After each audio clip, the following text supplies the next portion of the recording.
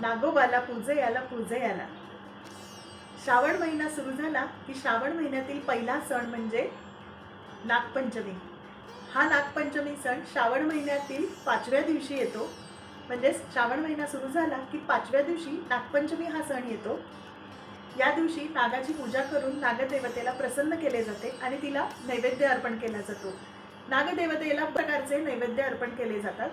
त्यामध्ये पुरणाची दिंड आहेत, खांडवी आहेत, तसेच कोकणामधील प्रसिद्ध असलेल्या हळदीच्या पानातील पातोळ्या आहेत. आपल्या चॅनलवर पुरणाचे दिंड आणि खांडवी हे दोन्ही व्हिडिओ अपलोड केलेले आहेत, तर ते तुम्ही नक्कीच बघा. आणि हे व्हिडिओची लिंक मी इथे डिस्क्रिप्शन बॉक्समध्ये दिलेली आहे. तर आज आपण अगदी नागदेवतेला प्रसन्न करण्यासाठी असाच एक नैवेद्य बनवणार आहोत आणि तो आहे कोकणातील प्रसिद्ध असा, तो म्हणजे हळदीच्या पानातील पातोळ्या. या पातोळ्या खूप मस्त लागतात, अगदी सोप्या आहेत, बऱ्याच जणांना येतही असतील. आणि हळदीच्या पानांचा जो सुवास असतो तो या पातोळ्यांना लागतो आणि त्यामुळे या पातोळ्यांची चव आणखीन भरून येते. तर आज आपण याच हळदीच्या पानातील पातोळ्या बघणार आहोत. तर याचीच रेसिपी बघण्यासाठी आपला व्हिडिओ शेवटपर्यंत बघत राहा. व्हिडिओ कुठेही स्किप करू नका. आपल्या चॅनलवर नवीन असाल तर आपल्या चॅनलला सबस्क्राईब करायला विसरू नका. तर चला आपण रेसिपी बघूया. श्रावण महिना सुरू झाला आहे आणि श्रावण महिना म्हटला की सगळीकडे गोडधोड पदार्थांचा मस्त वास येत असतो. अगदी गोडधोड पदार्थांची रेलचेल असते आणि श्रावण महिना म्हटला की सगळे सणवार सुरू होतात. तर आता याच श्रावण महिन्यातला पहिला सण आहे तो म्हणजे नागपंचमी. तर नागपंचमीला बरेच प्रकारचे नैवेद्य केले जातात. पुरणाची दिंड केली जातात, खांडवी केली जाते. या दोन्ही रेसिपी माझ्या चॅनलवरती अपलोड केलेल्या आहेत, त्या मी इथे डिस्क्रिप्शन बॉक्समध्ये दिलेल्या आहेत. तर आज आपण असाच एक नागपंचमी विशेष नैवेद्य बघणार आहोत, तो म्हणजे हळदीच्या पानातल्या पातोळ्या. हळदीची पानं बघितल्यावर कळलंच असेल, त्या अत्यंत सुंदर लागतात, खूप चविष्ट लागतात. तर यासाठी इथे मी हळदीची 3 पानं घेतलेत. हे बघा, अशा प्रकारे हे हळदीचं पान असतं. ह्याचा एक मस्त सुगंध असतो आणि आपण ज्या या पातोळ्या यामध्ये बनवतो त्याला याचा सुगंध खूप मस्त लागतो. तर आता आपण पातोळ्या बनवायला सुरुवात करणार आहोत, पण त्याआधी पातोळ्यासाठी लागणारं जे सारण आहे ते आपण तयार करून घेणार आहोत. तर आता प्रथम आपण ते सारण बनवायला सुरुवात करूया.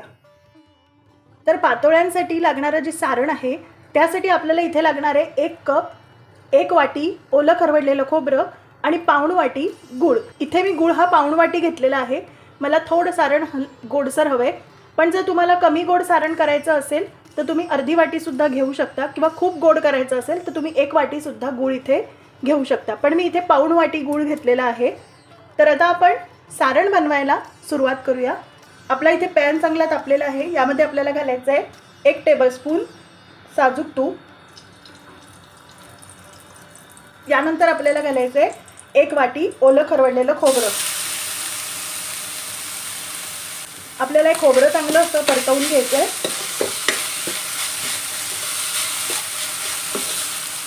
खोबऱ्यातला जो ओलावापणा आहे तो पूर्ण गेला पाहिजे. आपलं खोबरं असं छान परतवून झालं आहे. हे बघा, असं हलकं कोरडसर झालं आहे, म्हणजे आपलं पाणी जे असतं हे निघून जातं. तर आपलं खोबरं आता परतवून झालेलं आहे. यामध्ये आपल्याला घालायचं आहे पाऊण वाटी किसलेला गूळ. इथे गूळ हा शक्यतो किसून घ्यायचा आहे किंवा चिरून घ्यायचा आहे, म्हणजे आपले गुळाचे खडे राहणार नाहीत. हे छान मिक्स करायचं आहे.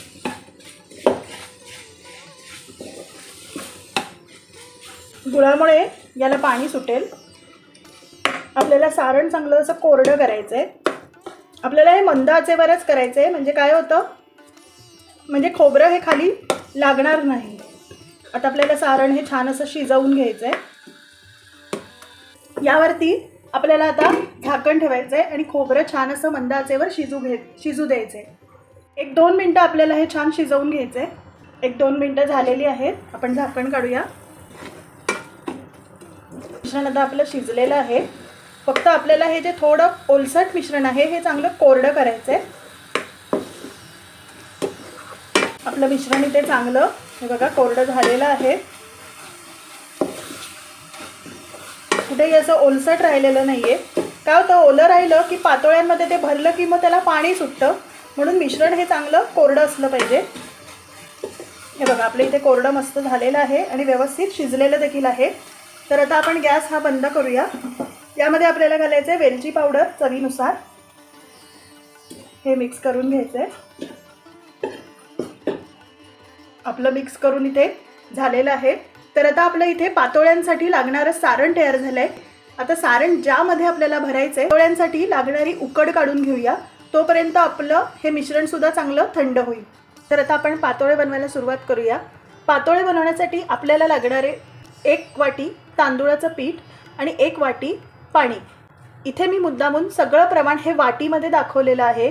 का तर बऱ्याच जणांना अगदी परफेक्ट माप माहिती नसेल, तर जर वाटीत प्रमाण घेतलं तर ते चुकू पण शकत नाही, अगदी बरोबर होतं. त्यामुळे तुम्ही ज्या आकाराची वाटी पिठासाठी घ्याल सेम तशीच वाटी पाण्यासाठी घ्यायचे.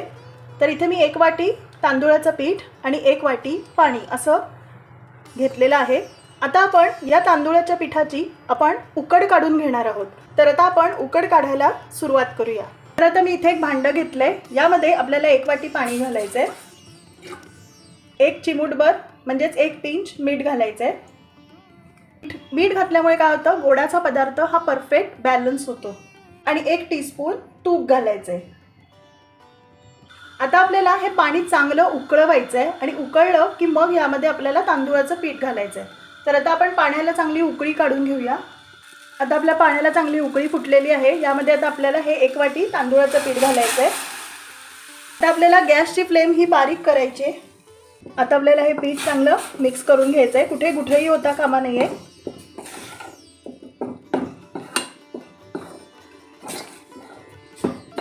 व्यवस्थित मिक्स झालं पाहिजे, म्हणजे आपली उकडसुद्धा छान होते. उकड अशी छान मऊसूत झाली पाहिजे, म्हणजे आपल्या पातोळ्या पण छान होतील. ते मिक्स करून झालेलं आहे. यावरती आपल्याला झाकण ठेवायचं आहे. साधारणतः 1 मिनिटभर आपल्याला झाकण ठेवायचं आहे, म्हणजे तांदूळाचं पीठ हे छान शिजलं जाईल. तर आता आपलं इथे 1 मिनिट झालेलं आहे. आपण आता झाकण काढूया. आणि उकडसुद्धा मस्त अशी छान शिजली गेले आणि छान अशी मऊसूत झालेली आहे. परफेक्ट आपली इथे उकड तयार झालेली आहे. तर आता मी इथे गॅस बंद करते. आता मी इथे गॅस बंद केलेला आहे. आपण इथे ही उकड जी झालेली आहे ही काढून घेऊया. आता आपण ही जी उकड आहे ही मस्त याच्यामध्ये काढून घ्यायची. सुद्धा लागलेलं हे काढून घ्यायचं आहे. आता ही उकड गरम आहे तेव्हाच आपल्याला लगेच मळून घ्यायचे. त्यामुळे सुरुवातीला मी इथे वाटीने मळणार आहे, कारण ही उकड खूप गरम आहे. हाताने जर मळायला गेलं तर एकदम चटके बसू शकतील. त्यामुळे उकड आपण पहिले मस्त वाटीच्या मदतीने छान ही मळून घ्यायचे. छान मळली गेली पाहिजे उकड, म्हणजे काय होतं, कढाया फाटत नाहीत. नाही तर मग कढाया तुटल्या जातात उकड जर नीट मळली गेली नाही तर. आणि ही गरम असतानाच मळायची असते, गार झाल्यावर अजिबात मळायची नाही. आता आपली इथे वाटीने मळून झाले. आपण आता थोडी कोमट झाले, तर आता आपण हाताने मळून घेऊया. इथे मी हाताला तुपाचा हात लावलेला आहे, म्हणजे छान उकड अशी मळली जाईल. मला वाटलं नीट मळली नाही जाते तर थोडंसं इथे तूप टाकलं तरीही चालेल. तूप किंवा तेल जे तुम्हाला आवडतं ते. जर चिकटत असेल तर इथे तूप खाली ताटामध्ये घेतलं तरीही चालेल. हे बघा मस्त आपली उकडची छान मळली गेले. हे बघा मस्त मऊसूत झाले. तर आता आपण पातोळे बनवायला सुरुवात करूया. आता आपण इथे हळदीची पानं ही स्वच्छ धुवून घेतलेली आहेत. आता आपल्याला काय करायचं आहे, या हळदीच्या पानाचं हे जे टोक आहे हे कापून घ्यायचं आहे. तर आता आपण हे जे टोक आहे हे कापून घेणार आहोत. तर आपण कात्रीच्या मदतीने हे टोक आहे हे कापून घ्यायचं आहे. हे बघा अशा प्रकारे कापले. तसंच आपण सेम हे जे देठाकडचा भाग आहे हा सुद्धा कापून घेणार आहोत.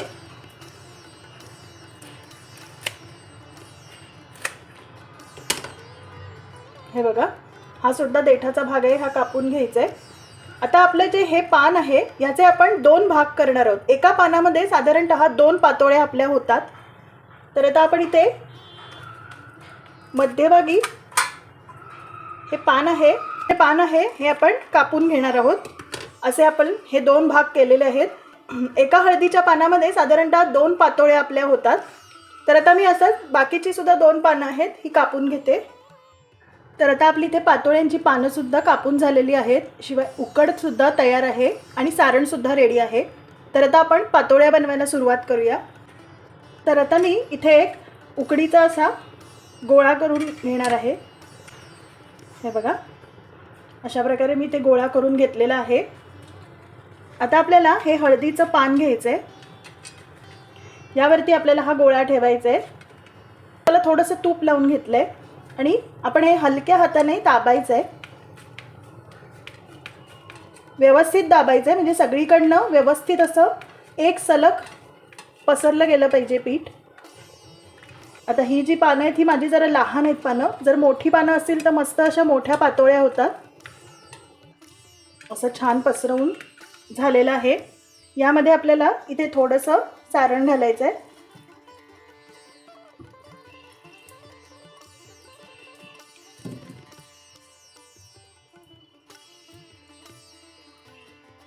आपलं इथे सारण भरून झालेलं आहे. आता हा जो भाग आहे हा आपल्याला पूर्ण इथे असा वरती ठेवायचा आहे. हलक्या हाताने हे दाबून घ्यायचे. हे पान आपण असं उघडलेलं आहे. एकदा हाताने सुद्धा इथून असं व्यवस्थित बंद करून घ्यायचे, म्हणजे काय होतं, पातोळी व्यवस्थित अशी बसली जाते, चिकटली जाते, बाहेर त्यातलं सारण येत नाही. आपण हे पुन्हा यावरती हे लावणार आहोत. तर आता आपली इथे पातोळी तयार झालेली आहे. मी इथे काय करणार आहे, याच्यासारख्या इथे मी आकार देणार आहे. तर इथे मी थोडंसं असं कात्रीने हे कापते.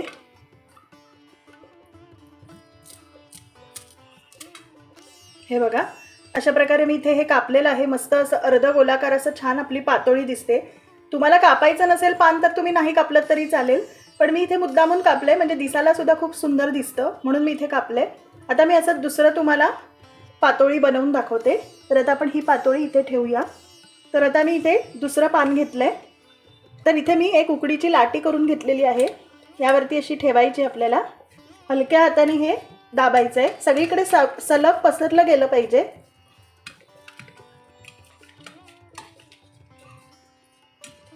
हे व्यवस्थित पसरलं गेलं की पातोळी सुद्धा छान लागते. नाही तर काय होतं, सारण एकीकडे आणि उकड एकीकडे असं होतं. नाही तर काही ठिकाणी जाड होते आणि काही ठिकाणी पातळ होते. तर सलग आपली ही जी उकड आहे व्यवस्थित अशी पसरली गेली पाहिजे. तर आता हे बघा, आपलं हे पसरून व्यवस्थित झालेलं आहे. इथे आपण थोडं सारण भरणार आहोत. जर तुम्हाला अशी मोठी पानं मिळाली तर आवर्जून घ्या. मोठी पानं केलीत की सारणही भरपूर बसतं आणि पातोळीसुद्धा छान अशी मोठी होते. आता आपल्याला ही जी बाजू, सारण आपलं इथे भरून झालेलं आहे. आता आपल्याला ही जी बाजू आहे ही ह्यावरती अशी चिटकवायची आणि वरून आपल्याला असं दाबायचं आहे. मी आता हे वरनं हलकंसं काढते. हे बघा, हाताने सुद्धा इथे असं दाबून घ्यायचं आहे, म्हणजे काय होतं, पातोळीतनं सारण हे बाहेर येत नाही. तर आता आपण हे पुन्हा यावरती लावून घ्यायचं आहे. आपली दुसरीसुद्धा पातोळी तयार झाली आहे. आता मी इथे कात्रीच्या मदतीने हे इथे कापून घेणार आहे. हे पूर्णपणे ऑप्शनल आहे. तुम्हाला नको असेल तर नाही कापलं तरीही चालेल. कापल्यामुळे काय होतं, हे दिसायला सुद्धा खूप सुंदर दिसतं, असं सुबक दिसतं. तर आता आपली ती दुसरीसुद्धा पातोळी तयार झालेली आहे. आता मी अशाच बाकीच्या सुद्धा पातोळ्या बनवून घेते. आपल्या इथे मस्त पातोळ्या तयार करून झालेल्या आहेत. आता आपल्याला या वाफवून घ्यायच्या आहेत. जसे आपण मोदक वापरतो तशाच आपल्याला या वाफवून घ्यायच्या आहेत. ह्या मस्त लागतात. हे बघा, आपल्या मस्त इथे पातोळ्या तयार झाल्या आहेत. इथे मी जे प्रमाण घेतलं आहे यामध्ये माझ्या साधारणतः 4च पातोळ्या तयार झालेल्या आहेत. तर आता आपण ह्या पातोळ्या वाफवायला ठेवूया. इथे मी स्टीमर हा स्टीम करत ठेवलेला आहे. आता आपण हे झाकण काढूया. आता आपल्याला या ज्या पातोळ्या आहेत या सगळ्या यामध्ये वाफवत ठेवायच्या आहेत. इथे आपण या डायरेक्ट सुद्धा ठेवू शकतो. ह्या अजिबात चिकटत नाहीत.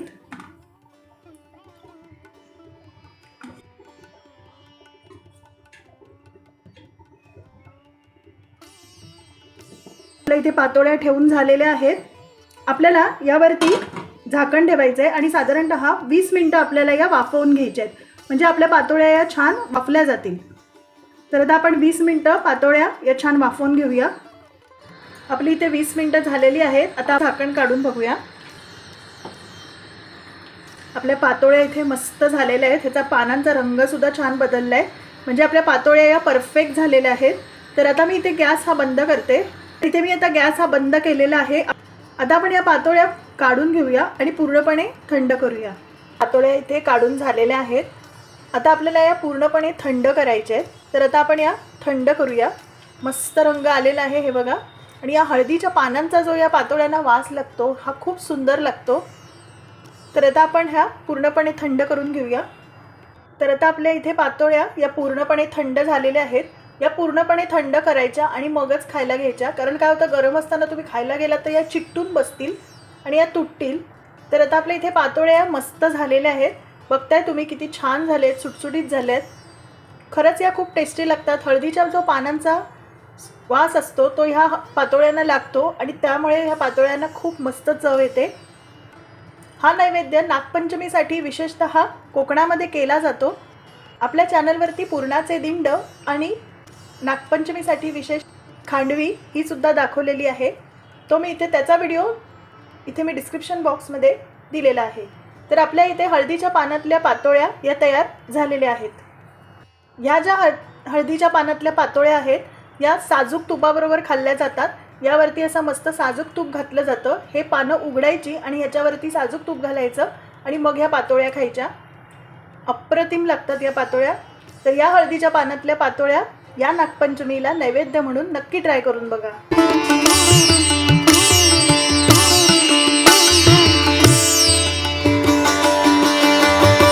तुम्हाला एक जी पातोळी आहे ही उघडून दाखवते.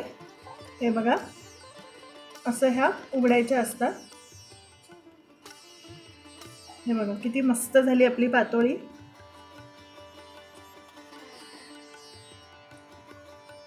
अलगदपणे ह्याचं हे पान काढून घ्यायचंय. मस्त झालेत आपल्या पातोळ्या. आम्ही तुम्हाला कट करून दाखवते. या सुरीने अशा मध्यभागी कापायच्या.